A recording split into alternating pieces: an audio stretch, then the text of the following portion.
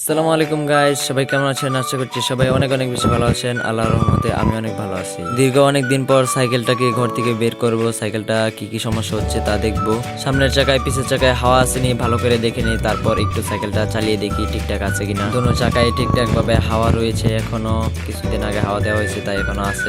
একটু চালিয়ে দেখি কেমন লাগে। হালকা সাইকেল চালানোর পর যেটা বুঝতে পারলাম, সাইকেলে অনেক অনেক সমস্যা আছে। শেষবারের মতো কাদামাটিতে সাইকেল চালানোর কারণে অনেক কাদা লেগে আছে সাইকেলের চাকার মধ্যে, পুরো ময়লা হয়ে গেছে সাইকেলটা।